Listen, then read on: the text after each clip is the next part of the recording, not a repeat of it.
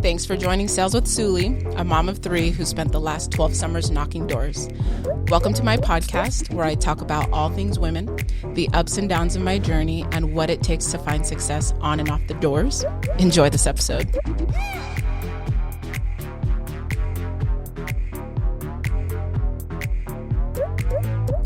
Hey, welcome back to this week's episode of Sales with Suli. Today, I decided to bring someone in who is not on the doors anymore, and I'm just kind of excited to be able to share her story. But before we get to her, I just want to give a shout out and just thank all the women who I've either had on my Female Knockers page or the women who have given their time to come and even sit with us in the studio. I'm definitely not getting rich off of this, but I do enjoy when those of you women are just reaching out and are grateful for some of the things that you've either learned. And so I want to thank Sarah and just anyone who has taken time out of their day to be able to just come and sit with me for 20, 30 minutes to be able to give back to a space that I feel like is forever growing and changing. And again, I'm not getting rich off of this, but also shout out to Refiners Production for just all the little things that they continue to do for me and how well that they make my page and my podcast look to be able to continue to provide content that is of value to those of you women out there. So again, thanks, Sarah, for showing up today. I met Sarah when was Door to Door Con? Like a month ago? Okay, a month ago. Yeah. So I met Sarah at Door to Door Con a month ago.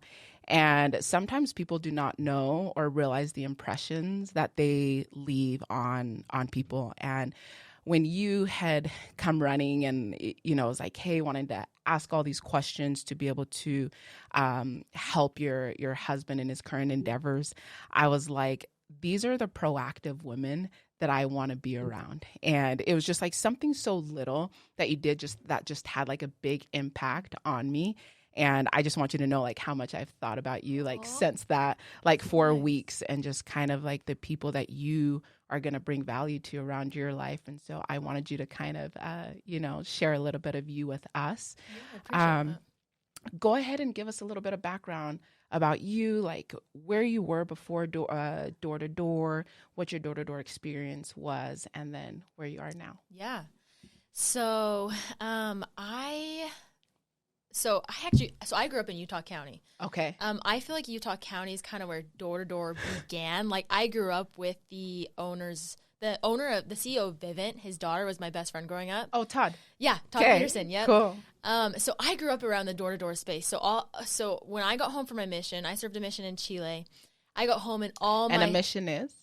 Oh, sorry. Yes, an LDS service mission. We go and we knock doors. Talking about Jesus Christ and trying to baptize people. Yeah, right? trying very hard, but we tried. But anyways, when I got home from my mission, all of my guy friends started to do door-to-door sales, and I bashed on it. I thought it was the dumbest thing ever. I was like, you guys are all stupid. You guys, like me. I was like, you guys are getting this is not a stable job. Like in 5 years, you guys are all going to be confused at what you're doing. I bashed on it. I'm not even joking. Like I thought all my friends were idiots, and that is so rude of me to say, but that's the truth. Yeah. And then did you have these thoughts before your mission or after? It was more after, because I feel like that was when it was more present. That was me. I was like, when I was on a mission for Christ, I was knocking doors for a purpose that was serving. Like, who the hell goes and knock doors for money? Like, who does that? Literally.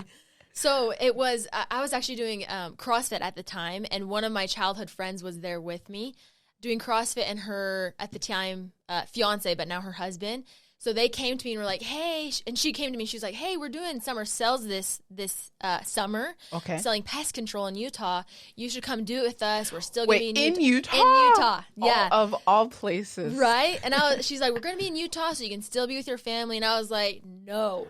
I do not want to be. No, I do not want to do summer sales. And then they talked to me at the gym. They're like, well, do you know what? The money, it'd be really nice. And at the time, I was really poor. You know, like asking money from your parents is not fun. No. And it would have been nice to be able to pay for my own stuff. So I was like, okay, that's true. Like the money would help a lot. So they're like, okay, we'll come to lunch and we'll talk with the manager that recruited them and see if it's something that you want to do. And I was like, okay, fine. So we set up a lunch, and I actually last minute, I texted her and said, hey, I don't feel good about this. I don't want to do it. I'm good. I just got a raise at my job. So I remember getting those texts like several times. And listen, my raise at my job was only 25 cents. So it took me 4 hours to make $1 more, but that was my excuse. I was like, I just got a raise, so I'm good. And how old were you at the time? I just had gotten home from a mission, so I was 20. Okay. Yeah. You were 20? I thought we go and we're 21. No, it changed to 19. Oh my gosh, I'm so old. Thanks for the reminder, Sarah. So I left off a mission at 19. I got home at 20. Oh my gosh. But anyways, I bailed on the lunch. Yep. And then the next day they showed up at the gym at the time I go and they're like, hey, you just need to do it. Just come, just try it. I was like, do you guys get something if I go to lunch or something? Because if that's the case, I'll come to lunch for you guys. So you guys can get something. Yeah. So I went to the lunch. They rescheduled it. And did they say that they were going to get something if you went to the lunch? He said he got a spiff, but I don't know if it was from the lunch or if it was the fact from like them recruiting me and me selling. I don't know. He's like, if we get a spiff, I was like, okay, fine. I'll come to the lunch. Yeah. So I went to the lunch. The manager sat me down, ran me through all the numbers, and I just gave him all the excuses in the world. I was like, but this is my first summer home from my mission. I want to hang out with my family trips. I just got a raise at my job. Didn't tell him how much. 25 cents. Yeah, 25 cents. Now I look at him just like, I'm an idiot. But, and then he told me, he's like, yeah, do you know what? This is really hard. It sounds like it'd be too hard for you. And I'm like, whoa. The pullback. Yeah, the pull. Now, after I did sales, I was like, I totally see what he did. But he pulled back and I was like, whoa, I think this guy is telling me I can't do it. And the competitive self in me was like, I'm going to prove to this guy that I can do it. That you never met before that lunch. Yeah. Now I'm super grateful for him, but that's what got me into sales. So the next week we went on a preseason trip, and that first summer we sold pest control. So how many summers did you do for pest control? 1. Okay, so it was just that one. Yep. And where'd you guys go and how'd you do? Yeah, so I ended up servicing 130 accounts. Just pretty proud. Your very first year, I'm proud of that. Thanks. I feel good about it. 20 years old. And we just sold in Salt Lake. So you did end up staying here. I did end up staying here. I only sold Monday through Friday, and this is the funny part. I actually kept my job at this place and worked on Saturdays. Silliest thing I could have done. Oh my gosh. I wish I would say to anyone, like, hey, if you're going to do sales, like, go all in. All in. Go all in. I give props to you. The simple fact that you were 20 years old and you sold in your back door 5 days a week for the entire summer and did 130 accounts as 20 years old, like, you know, not even being all in. So I kind of want to fast forward. How did you meet your husband and continue to stay in the door-to-door space? Yeah. So after that first year of pest control, we actually switched over to Vivint. Our whole entire team that was at pest control, we switched over to Vivint. So was your husband working for pest control too? No, he wasn't. So we sold Vivint the summer of 2020. And then after that summer, the guy who had recruited me, my manager with pest control and Vivint, had actually been in the MTC with my husband. So he actually connected with my husband, was like, hey, there's this girl that I want to set you up with. Blah, blah, blah, blah, blah. And then long story short, we ended up meeting in a hot tub. I kind of knew he was interested in me, which I think kind of helped at the time. I love the confidence. And he had sold too, which helped. And yeah. So. And then how long have you guys been married? Since last April. So about 10 months. Wait, how old are you now? 23. Oh my gosh. I absolutely love you young women who literally have it figured out. And when I say figured out, it's just kind of like, hey, you know, we've got kind of like a support system. We are doing this for work. This is kind of like our purpose. Yeah. And that's more what I want to get into. Like I was reading your post the other day when you were talking about your journey. And I'm looking at our current space and just how much I do love door to door. but how often we as women, the things that we're doing off the doors just affect us a ton. And how old were you? So I want to bring up this term. Correct me. How do you spell Orthorexic orthorexic or orthorexia? Yeah, orthorexia. So how old were you? So way before even getting into door to door, because I know that this was something that you did before serving your LDS mission when you realized that. But what do you feel like played a role for you as you figured out like just that starting point of like, hey, I want to count macros, I want to track, I want to I want to like fit in? Were you more so just concerned about like your body image, or did you feel like if you got to this destination, you'd be able to accomplish XYZ? Yeah. So first I want to say I was never diagnosed with orthorexia. It was after I had, so orthorexia, if you don't know what it is. Please tell us. Yeah. So orthorexia is something that people can have when they take eating healthy and living healthy to the extreme that it becomes unhealthy. Got it. So I was never diagnosed. You can be clinically diagnosed. Yeah. It was just something that after the fact of losing a lot of weight from healthy eating and everything, I did research about it, and I had a lot of the tendencies that someone who is orthorexia had.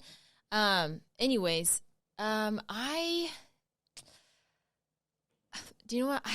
I'm trying to think of how it all started, and I want to say things here and there with comments people would make, Instagram posts, seeing pictures on Pinterest, and girls with six packs and good lean body, and just like, man, I kind of wanted that, you know? Yeah. I played soccer all growing up, and there's a time once my last season of soccer, after that I was like, okay, I'm going to start getting into the gym, and I'm going to start eating healthy, and I just took it to the extreme. I did too much, and it became unhealthy, and I lost too much weight, and you see yourself in the mirror every single day, you don't realize. Yeah. And it wasn't until a friend came to me and was like, hey, Sarah, we're all wondering if you're sick. I'm like, in the back of my mind, I knew what she was talking about. I was like, oh, man, and then my mom came to me and was like, hey, Sarah, why are all these people coming to me asking, telling me that they're praying for you?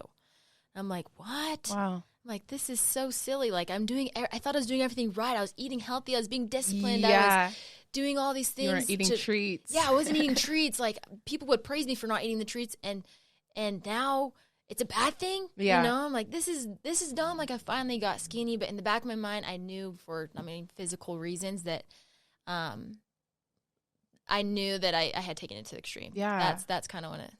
And I just want to thank you for sharing that, because I am just looking at how many women like reach out to me and talk about like their insecurities, even myself, like being insecure. I remember when I first started in the door-to-door space, like after getting married, I just became super overweight, and it was just like the little things that you would see on social media. It would just be like the comments from like people in my circle, and things like that it just added up.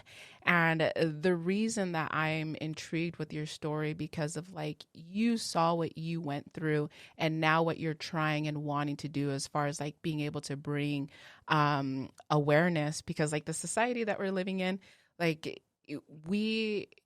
I just feel like women especially, like we want to have that body type. Yeah. We want to fit into our clothes that like looks cute on TV or someone else. But I want you to kind of share like with you going through some of the struggles that you did, like how has it impacted you into wanting to turn around and be able to educate like some of us women on better healthy habits, on mindset, on different things like that? Is that the reason why you wanted to start your page and get into that, or is it just more like for you and accountability? No, for sure. My dream is to help and impact the life of women. I think that what I went through, a lot of women do go through currently, yeah. And I want to help other women to feel empowered in their lives and love themselves. Yeah. I think that a lot of women want to lose weight or maybe even gain weight, to love themselves more. But if you can't love yourself in the moment that you are in right now, in the phase that you are in life right now, it's not, you're not going to be able to love yourself when you're 15 pounds lighter, heavier. Yes. Like people just think it's going to be like a destination. Like I'm going to be happy when, Totally. as opposed to I'm going to be happy during or right now. Yeah. Do you feel like your first year knocking doors, you were 20 years old, you were like young. Do you feel like some of those things impacted the way you perceived yourself on the doors? Like fitness. And Yes, everything? like just like your image, like the way that you felt about yourself, the way that you looked and things like that. Sometimes, yeah. I've always been a pretty confident person, I'll say. I love that. Even if like I mean, to any summer sales girls out there, like I understand it is really hard to be dedicated to fitness and eating healthy on the doors. Like, especially when we're knocking like night and day. Totally. I gave up working out like this last year for sleep and work. Totally. And I get it. And I think that sometimes give yourself some grace. Like it's okay if you can't prioritize like fitness and health in the moment, and it's okay if you choose to prioritize knocking on the doors. Yeah. I think that it's more important I think you can't be fit if your mind's not fit, right? Yeah. So maybe take that time knocking on the doors to really work on your mindset. You know, doing something hard helps you become better, which then can, in the future, help you to succeed in your fitness goals and your health goals, right? I like that. Yeah. The thing that just stood out to me is just giving ourselves grace. Totally. Like, how often are we, just getting on ourselves because one, we fell short of a workout, or two, we probably just didn't like hit the numbers or goals that we wanted to like this last week. And I know as people are just like reaching out about themselves or just reaching out about like numbers, like how is it that I'm going to be able to find success? And for me, it wasn't until 4 years ago, just understanding the concept of me and grace and truly loving like who we are. And so to be able to have someone here who feels the same way, that it's just about like the way that you feel, like it's the way that we're going to be looking at ourselves inwardly. That's going to be a big effect on us outwardly. And so I kind of want to know, like, what are some tips or what are some advice that for those of us who may be juggling like a ton of things, but we do want to take care of our bodies. Yeah. Like I know for me that I struggle with working out, every single day, but I could, stick to a plan. I can do all these things, but what are some ways that you feel like that we can incorporate our current goals of what how hard it is with our jobs, how grueling it is, but what are some like little steps that we can do to continue to feel confident about ourselves while still, being mindful about habits and while in a space that's just, it's so time consuming. Totally. And exhausting and physically exhausting. Yeah. I think that it would be important to make a list of non-negotiables. I love that. So for example, let's say a non-negotiable for you is you want to go to the gym every day, or let's just say 4 times a week. Make that a non-negotiable. Like you will do that on Monday, Tuesday, Thursday, Friday. Okay. Right?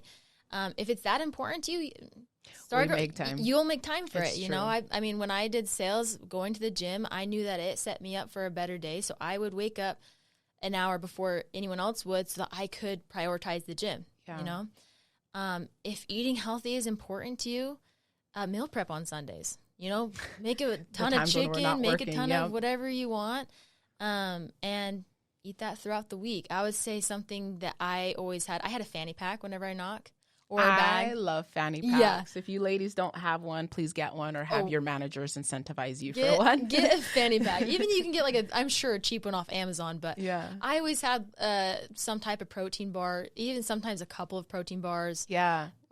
So having like actual intentional healthy snacks like in your fanny pack, as opposed to just like at lunch, just kind of grabbing, which is normally what I do. And that helps because then, I mean, obviously summer sales people, you see them going to the gas stations a lot and getting all those things. And I think it just helps so that if you go to the gas station, you're like, oh no, I got this snack in my fanny pack. Yeah. So you don't really need to buy any of those because you already have it. Yeah. No, I love some of those suggestions. So one, just being super intentional on our days off. Yeah. If you are wanting to meal prep, doing a lot of that then. But it's just like what you said. It's the same thing about anything. If you really want it, like you're going to make the time. Totally. And I know that I really want it. So I want to be able to make that time. And so I'm sacrificing sleep to get up and go work out. And so I just want to thank you for just being an example, like, on social media and, in person as well. For me, I'm just grateful for this social media and for this space, being able to like meet and connect with people like yourselves who are sharing positive content. And one tip that has really helped me that I just kind of want to share with some of you women out there who are just having issues with maybe like the way that you feel about yourself or the way that your culture might be is I am a big fan of muting, unfollowing, and blocking content that you feel like would play a role with your mind. And I do the same thing with like stat, and like every company has stat boards and things like that. And I'm super intentional about turning off like notifications, like not being so involved in like the competitions and things like that. But it's okay to push unfollow. It's okay to push mute to you ladies out there when you guys are struggling, and continue to have people on your page, because we all know that we are on social media like continually. And so for those accounts, kind of like Sarah's, being able to keep those like on. So when you are on there, it's just more empowering people, empowering women that you do see, as opposed to people that we are comparing ourselves to. And so just thanks for being able to just be an example as far as like having those fitness goals, taking care of yourself like mentally and emotionally while still being in the space. So what are some of your goals for like this year? Like what do you have planned? Like what are you guys going to be doing? Yeah. Oh, gee whiz.